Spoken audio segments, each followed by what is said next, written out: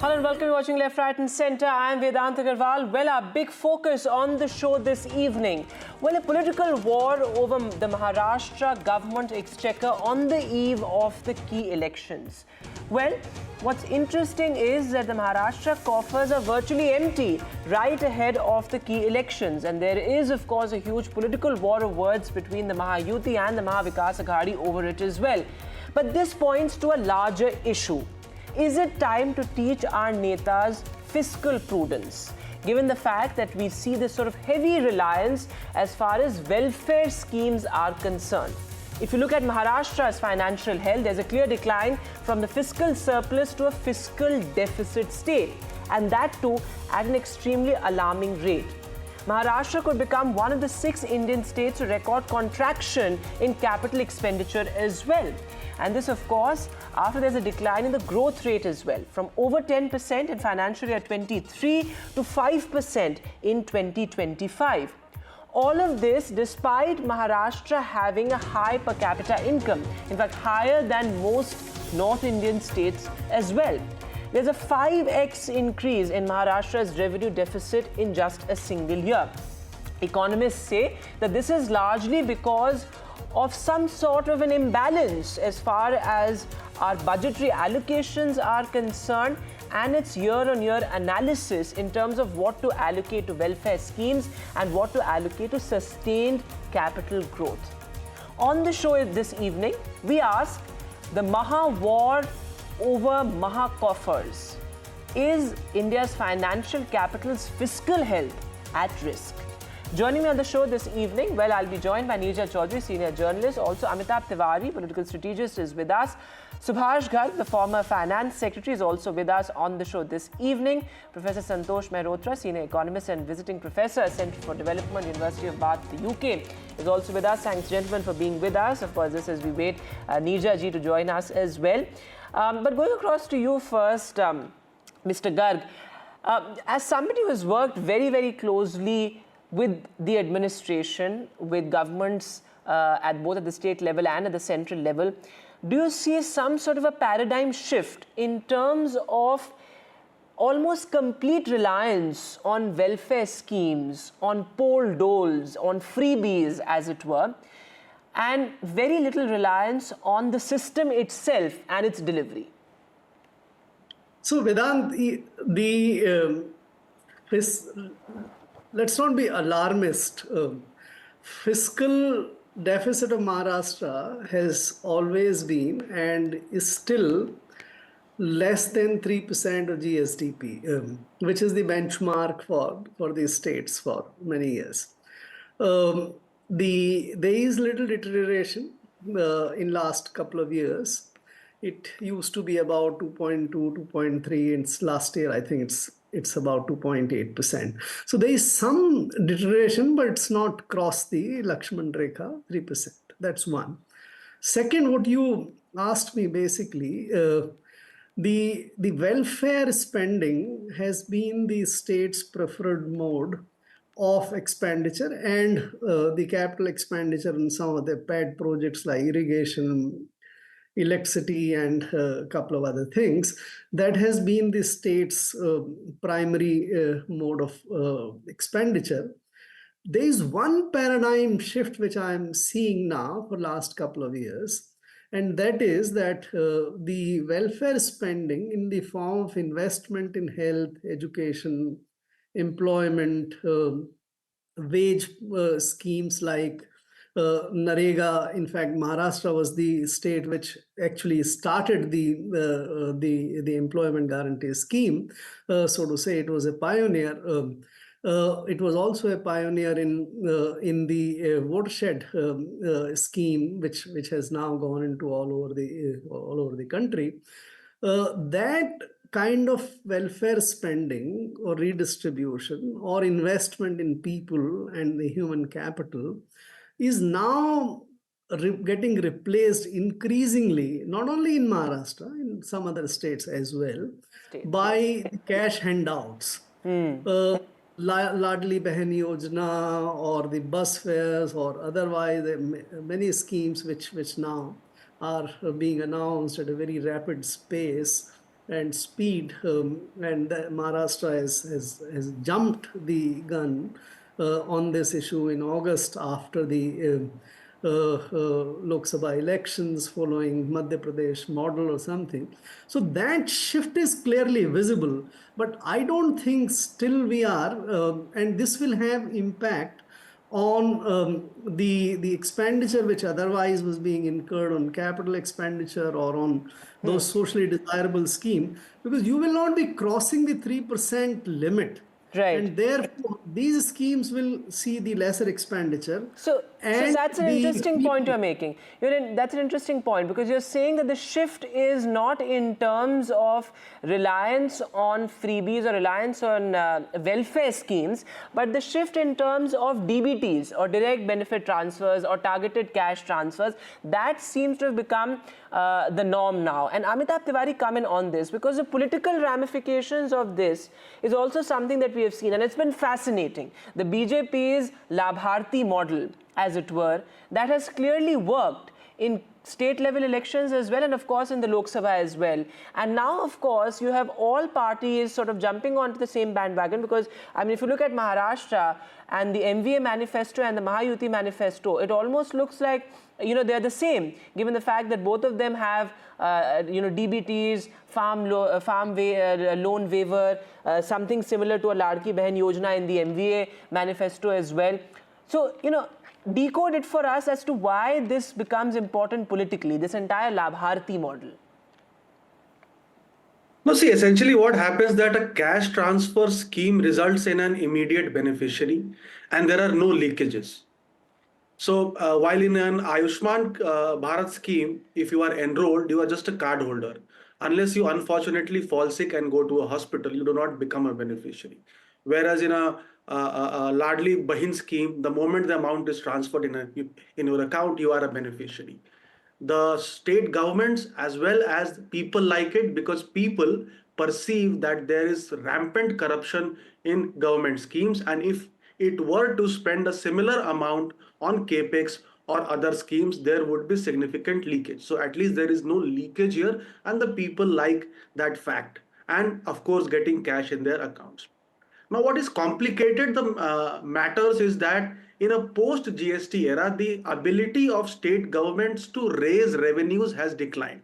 There are only 3-4 products now on which the state governments can raise taxes: fuel, real estate, auto, and alcohol. So their ability to raise revenues is reducing. Their expenditures are increasing because they are going in for these cash income support schemes. If the expenditures are not increasing, as you are showing, because of the increase in revenue expenditure, your capital expenditure is declining. So growth is not happening. Because of that, your GDP growth rate is falling from 10.5 to 5%. Maharashtra became one of the states where there is a contraction in capital expenditure. So it is a vicious cycle. And what we have seen in Karnataka is that initially in the first 1 or 2 years, it does not have a significant impact, but later on, it has an impact because the state government is not able to meet that additional Ladli Behan dole out to revenues. They have to take additional loans for that, and that increases your debt to GSDP ratio in the future. And ultimately, it's the taxpayer which is hit. And I'll come to that. But Neerja ji, since you're also with us, as we've discussed this multiple times over in the past as well, that because the system is not delivering, we see this kind of heavy reliance on welfare schemes. But the kind of political resonance that these welfare schemes find on the ground is absolutely incredible. I mean, if you travel to places in Uttar Pradesh, people would still tell you something like Indra Awas Yojana. People would say, "Humko Indra ji ne land diya hai." Or, you know, in Maharashtra, people would say, "Shinde dada humko," you know, the Ladki Behan Yojana, for example. The kind of political resonance that these welfare schemes that come at a huge cost to the government exchequer have found is absolutely, you know, is a story in itself. Yeah, absolutely. And, you know, that's why I hate to call them freebies. Because, as I keep saying, if the system, the development model is not delivering as people expect it to deliver, things are not coming into their hands, or things are not coming to them as per their aspirations, which are rising. And also, dependent on what they want to do. Therefore, whatever you give them at election time, they feel this is the time to get something in hand, and why not? And many of them will vote the way they want to. It's not necessary that they will vote for the person giving the money, but, and this is a big but, I saw this with women, and women as a constituency, if you give money in their hands, and this time this Ladki Behna Yojana, I went to Marathwada, and I went to the villages, and there, talking to Dalit women, OBC women, Maratha women, they are so excited. They've already put the money, and, I didn't meet one single woman, and this is very random and it's very anecdotal, who had not got 7,500 in her bank account. 5 months had come to them. And they had, किसी ने vegetable cart खरीदा, किसी ने सूरत से साड़ियाँ मंगवाई. They are selling it door to door. It is augmenting their income. It is their money. And they talk about Eknath Shinde, the chief minister. They don't talk about the Mahayuti having given it to them, or the BJP, or the Sharad, or Sharad. It becomes synonymous with the leader. It almost becomes synonymous with the leader, as it was, as it was with Mr. Modi, Mr. Shinde in Maharashtra, Shivraj Singh Chauhan in Madhya Pradesh. These schemes become synonymous with the leader.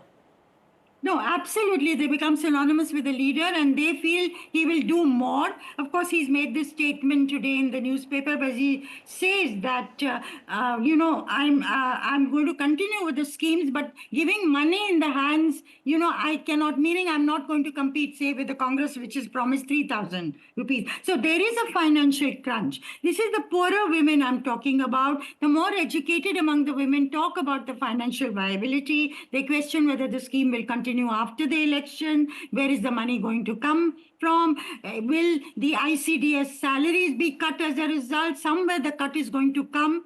And is it fiscally prudent? So all those questions are also being raised. As far as the poorer women are concerned, they say, I don't care where my husband voted or votes. We voted the Congress last time. I am going to vote for Eknath Shinde. Let my husband vote for the Congress party. So there is a lot of change that is coming. So it is not, we cannot say that these schemes are not financially or otherwise empowering. I think we have to look deeper into this. And perhaps that's what makes it such a complex debate. Professor Malhotra, you've been listening to your co-panelists with some sort of cynicism, I see. But this is an age-old debate. Are these welfare schemes or freebies good economics or bad economics? There's no simple answer to that. They're obviously good economics from the point of view of the individual household, and I can in some ways understand that. The reason why one can understand that is particularly for two reasons. One is that prices have been systematically very high, especially in the last 3 years. Food inflation has been very high, and you probably know that the food inflation hit last month 9 to 10%, when the overall CPI had risen above the 6% maximum threshold that the RBI MPC has laid out.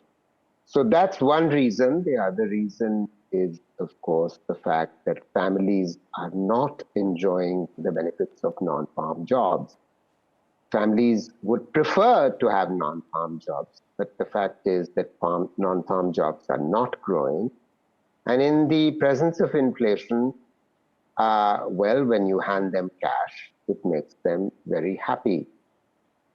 Which takes us back to the issue that I think Mr. Tiwari, Mr. Garg, everyone, and Mirzaji have also raised, which is that we already have PM Kisan already in place. So since 2019, this government essentially, the central government changed the model of winning elections. They decided PM Kisan was needed just before the 2019 elections, and they did very well in 2019 elections.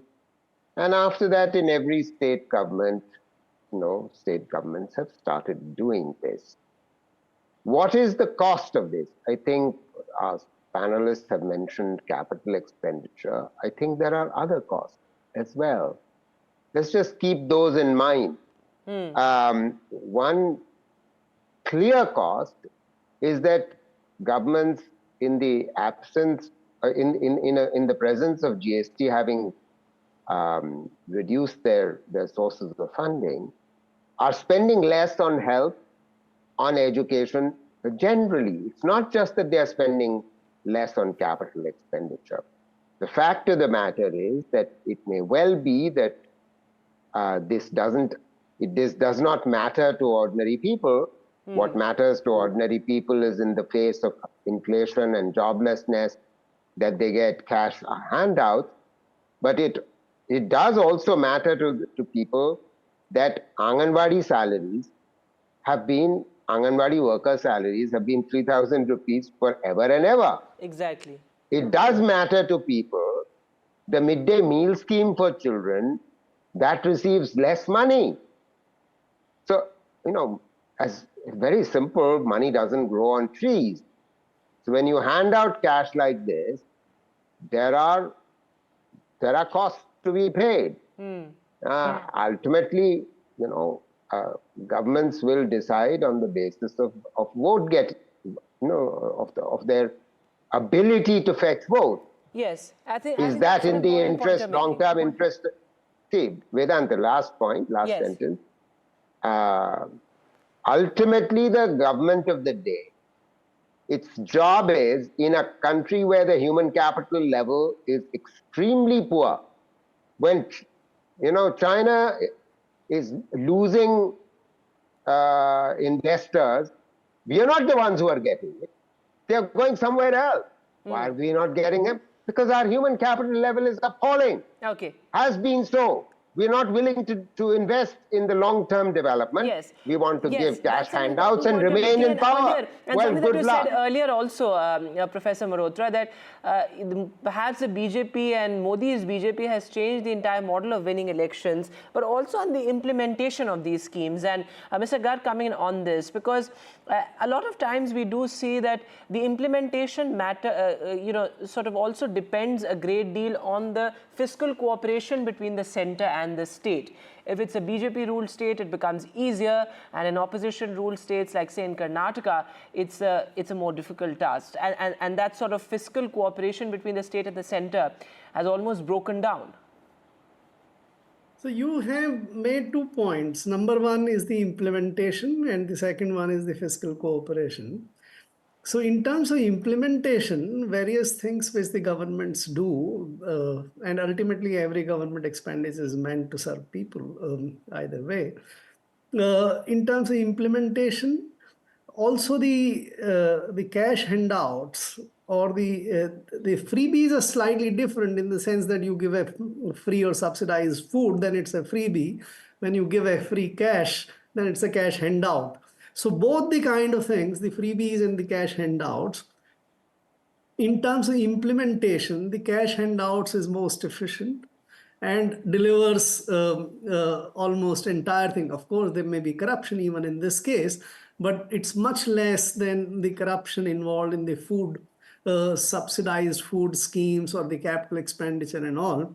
And translating that, for example, human capital investment through education investments. Sure. Now you employ teachers and the teachers don't teach, or they teach well or they don't do it.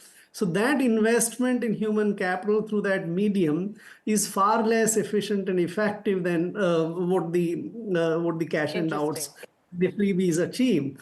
And this establishes, as was the point made earlier, a very direct connection between the politicians and the voter, and therefore its vote effectiveness or election effectiveness is also much sharper. Absolutely. Now, about this central fiscal cooperation kind of thing, most of our schemes of fiscal devolution to these states are not honestly linked to whether a state is ruled by the opposition or the ruling party in the center. the tax devolution is agnostic of the party in power at different states. So I don't think that makes too much of a difference, except I need to make this point that central government in last few years have been very particular in making states concede and convey that it is the center's money which is coming up, which creates some problem for some of the opposition states, and they don't want to give you that credit, and they also share a large part of that cost. Except that friction, I don't think there is any difference as far as the implementation of freebies and the cash handout schemes are concerned, depending upon who is ruling the state. All right, Neeraj, perhaps the last word to you. As we discussed, particularly in the context of Maharashtra, the entire caste arithmetic also becomes extremely crucial, and identifying the real beneficiaries of these schemes, that perhaps is also important. And ever since perhaps the focus on, say, the backward castes in terms of caste consolidation, in terms of that sort of outreach that we are seeing in states like Maharashtra, welfare schemes have become even more important. Are you asking me this? Yes, Neeraj, go ahead. Yeah. There is a caste lineup taking place. The backward OBCs consolidating behind the BJP. Ironically, even though the MVA has been flagging a caste census and therefore underlining, winning over OBCs, but the OBCs are largely with the BJP and the Mahayuti, and the old axis between the Marathas, Muslims, and Dalits, which was a winning combination for the Congress party and the NCP in the past and also in the Lok Sabha election. They are planning, they're hoping that that's not going to get dented. Manoj Jharange Patil's step to withdraw his candidates from the race is expected to help consolidate Marathas behind the MVA in Marathwada and Western Maharashtra.